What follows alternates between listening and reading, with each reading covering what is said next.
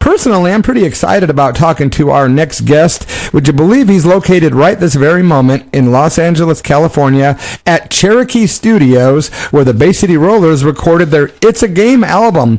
Please welcome Jim Wilson to the show. Hey, Jim. Hi, thanks for having me. I'm so excited. So what's happening at Cherokee Studios tonight that brings you there? Well, I've known the guys from Cherokee Studios for a long time, and I recorded some stuff with Rollins band years ago. And they had an idea for my internet radio show to do a live from Cherokee Studios night once a month. So we're having the first night tonight. We're trying it out. Wow. But it won't be broadcast till next Saturday, but recording it tonight. Yeah. And I have the guys that own the studio, the Robb brothers. I got two of the Robb brothers here, and we're going to talk about their old band and the old studio days. I'll bring up the Rollers for sure. That's cool. What did you do with the Rollins band, can I ask? Oh, I was the guitar player for 5 years in the second incarnation of the Rollins band from 99 to 2004. I did not know that, Jim. I'm a big Henry fan. Oh, excellent. Me too. He changed my life. I was working in record stores before he asked me to come play, so it was kind of the first time I got paid to be a musician. Wow. Yeah, I've been a fan of Henry since the early 80s. He's actually going to be here in Medford, Oregon in May, I guess. Yeah, he's going on tour. That's right. I saw that. So how did you... When you come to L.A., I'll introduce you to him. Well, that would be more than appreciated, my friend. Can I ask, there's so much I want to ask, by the way, and thank you to Karen Lee in Rhode Island for a lot of the questions tonight. She's a great help to the show. Oh, excellent. Hi, Karen. What brought you exactly, didn't you originally start out in Delaware, and what brought you to L.A.? Music. My dad played in a local country band, and I knew I wanted to play, and I knew that Delaware was kind of a dead-end street at the time. And to be honest, all of my favorite musicians, including Duncan, was located here at that time, and all the record companies were here. It was just such a scene in LA that I packed up my bags as soon as I got out of high school and came out here, and took a while, and my music is, not the most commercial or normal music, whatever that means, but, I did it the way I wanted to do it, and I got to play with Duncan in the early years. First coming out here, Duncan used to play at a little bar called Hennessy's in Hermosa Beach, and he would play like Monday or Tuesday night. I think it was Monday nights, and acoustic and piano. So that was right when I got to LA. I can go see Duncan every week. How amazing! And then at some point, he asked me to come up and sing a song while he took a break, and I did a Crowded House song, and then I ended up doing that song like every time I walked into that place. Duncan would be like, "Sing that song." And for those folks listening that don't know who Duncan might be, it's Duncan Faure, who was the former... He was a member of the South African band Rabbit, and later the vocalist for the Rollers, and a very talented cat. I believe he's tuned in tonight, actually.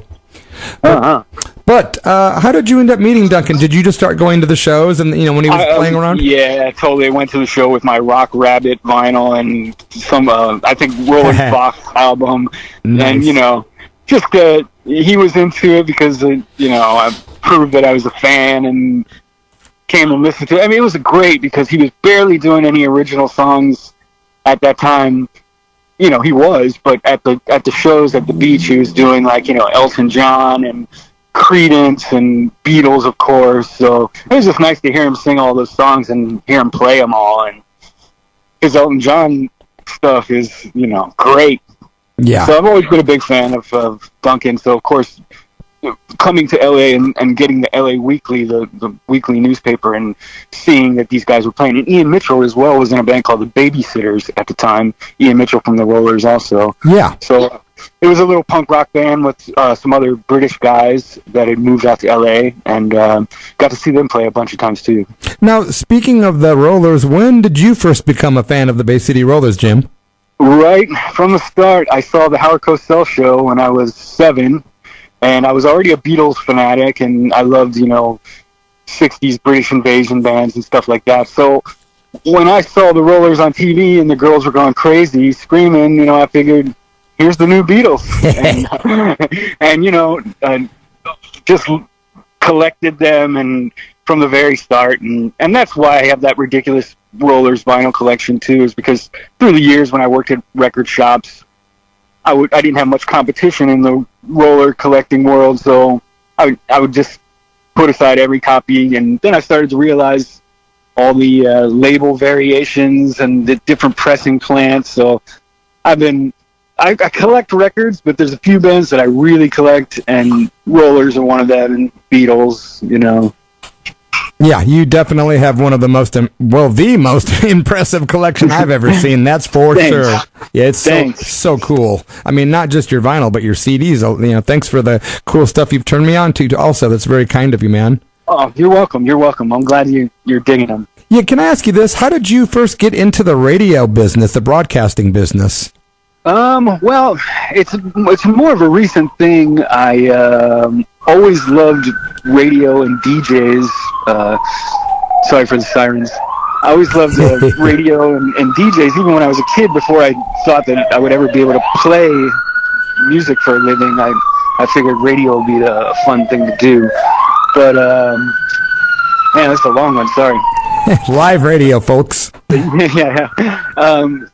But it was actually maybe 5 years ago. There was a different internet station, and a buddy of mine was doing a show on there, and I had the idea to do a vinyl show. So I did that for a little bit, but the new station that I'm on is way more open for me to do whatever I want. Like, I can do full-on Bay City Rollers 2-hour nights or whatever I want to do, you know. So, and I've just been getting more and more listeners, I think, especially over this past COVID time. Yeah, everybody's been tuning in a lot more. And I noticed that too, man. I think it's the COVID time is really, of course, it's a bummer time, but there's a lot of upsides, and one of them is being a broadcaster. A lot of people are, locked down, trying to find something to listen to. Yeah, there you go, bro. And so, tell us the name of the station you're on and how people can listen to you and stuff.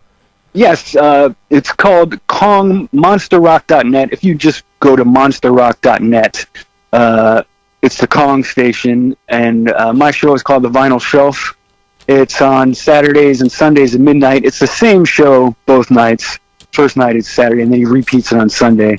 And I also do, I have a Facebook page for The Vinyl Shelf also, and if anybody wants, SoundCloud links to the show after it, because I know it's hard for the East Coasters because it comes on at 3 a.m., Even I wouldn't stay up to listen to anybody at 3 a.m. Yeah.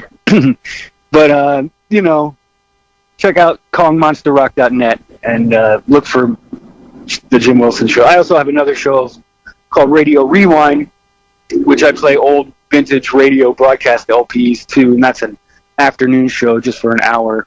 So it's fun, it's a way for me to share all the records that I've been collecting, and then the radio stuff that I've been collecting for years too.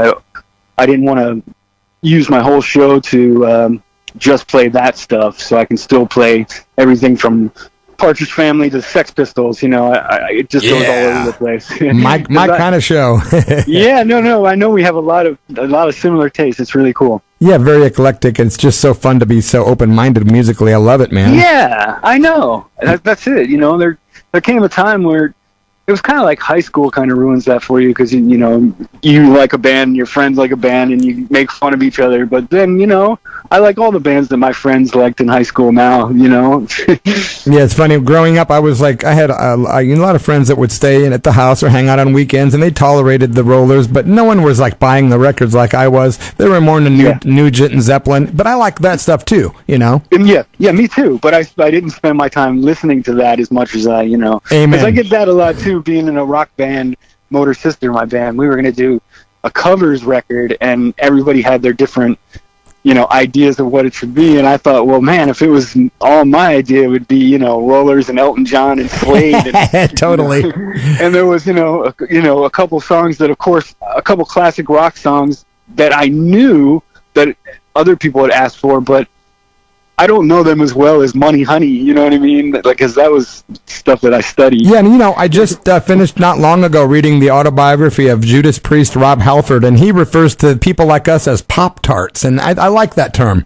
Oh, yeah, that's good. Because, I myself, Jim, like you, have made mostly heavy music in my life, but I prefer the pop stuff, man, to listen, Yeah, I like heavy music, too. I know it's funny because, I can get into Kiss as much as anything. But, yeah, totally. Sometimes it comes down to the melodies and the songs, of course. What other bands? I know you were in the band Sparks also. What other bands have you worked with? Can you just name some of the acts you've been associated with over the years? Well, for 20 years now, I've been playing bass with Daniel Lanois, the producer who did U2 records and Bob Dylan and stuff. And through him, I got to tour with Emmylou Harris. I did a world tour with her, playing bass. Yeah, that was crazy. It was so beautiful. We love Emmylou every night. Wow, we love her. Love her. She's so great, and she's such a great person. I had Thanksgiving dinner at her house with her mom before her mom passed. It was amazing. Wow. Well, and then my band Motor Sister, our second album's coming out in April, I think, of next year. And that's me and my friends who all wanted to form a band with me, with Scott Ian from Anthrax is on guitar, and John Tempesta is our drummer. He plays in The Cult, and our bass player plays with Armored Saint, and Pearl is a girl that sings background vocals on the record, and she's Meatloaf's daughter. So it's a crazy little group that we've been together for a few years. The first record came out a couple years ago, and it was so much fun for me to, because like what we were just talking about, whenever I do stuff with Phil Jones, like under my own name, it's a little more poppy, like the kind of stuff I listen to, more 70s singer-songwriter. But then with Motor Sister, I get to, I got Scott Ian in the band, so I get to write rock riffs and sing at full volume. So I kind of get the best of both, I'm lucky that way that I've somehow got, and there's some people that listen to both. Some people like one. Say that again. No, go ahead. Just some people like one style better, and some people like the other style, but some people like both. So that's exactly, yeah. Well, us Pop-Tarts can go both ways with our musical tastes. yeah, way more open-minded. God, there's so many questions I have, but my time is so limited. But I want to get to the good ones for sure, man.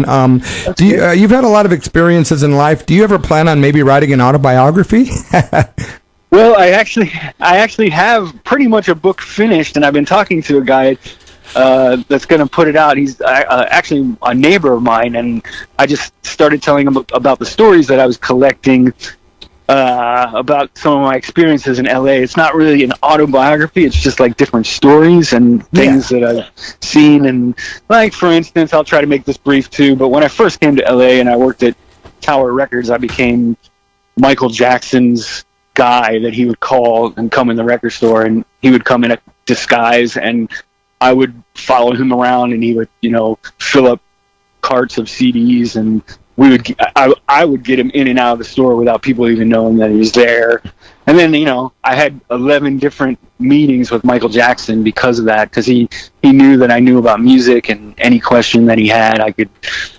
So it started there, and some Spanish magazine asked me to write my Michael Jackson stories down, and then I always kept a list when I came to LA of celebrities that I had some kind of interaction with, even if it was just backstage somewhere, or even if it's I saw Neil Sedaka on the street one day, and I said, "You're a genius," and he's like, "Thank you," just little things like that. Wow, it's changed here now, because a lot of our favorites are not even with us anymore, so it used to be in the glory days of Hollywood. It was especially working at Tower Records on Sunset, wow. Sylvester Stallone walked in, Bruce Springsteen walked in, Bill Murray, all these, every day it was just like, who's coming in next, because everybody went there. Wow, yeah, I remember a friend of mine years ago, Jim, worked at Tower Records, and she sold one of my records to Johnny Depp. Oh, amazing. That's so cool. That was like in the early 90s. Wow, dude, there's so much about you that is so interesting, and I saw some pictures of you in Montreal recently, and, a lot of folks might not know, but Jim Wilson has a new song coming out on the PAT McGLYNN tribute album. It's called Skies Are Blue. It'll be released next week, and Jim and Company did a version of a song penned by Pat McGlynn back in the 70s called Funky Music, and man, it is a killer tune. Thank you. I'm so honored to be part of the project. I've been a Pat McGlynn fan since, the day that the first time I saw his picture in one of the magazines, and I've always had his records, and funky music from the first record I've known since it came out. So it's an honor to get to lay down a version. And it's funny, because I asked Phil Jones, the drummer and the producer, to if I could cut it at his studio, and because he's such a great drummer. And Marc Ford was from the Black Crowes, was doing a session there earlier in the day, and I had no plans on having Marc Ford on the cut. And then it turned out that traffic was so bad. Marc said, "Well, I'm not going to leave yet because it'd take me so long to get home." And he's like, "I'll play on the cut." And it's like, no way. That is so great. When you told me that, excited. We were so excited. And, for those that don't know, Phil Jones was a former member of Tom Petty and the Heartbreakers on drums. And didn't he play on the song Free Falling? Yeah. Yes, he did. He plays on the whole Full Moon Fever album. That's incredible, Jim. I'm so happy to, have you part of the roster of The Skies Are Blue. I talked to Pat today, and he told me to specifically tell you thank you for your song. Amazing.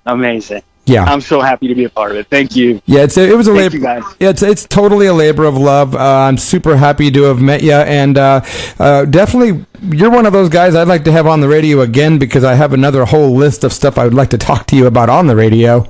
Anytime, and I would love to have you on my show too, and we can do like a little hour-long rollers thing. Just play a bunch of cool records and talk about the songs in between. Well, Jim, I'll send you your copies of The Skies Are Blue next week as soon as I get them, and then maybe we could schedule something and play some from that stuff, and then we'll have you back on the Church of Rock again.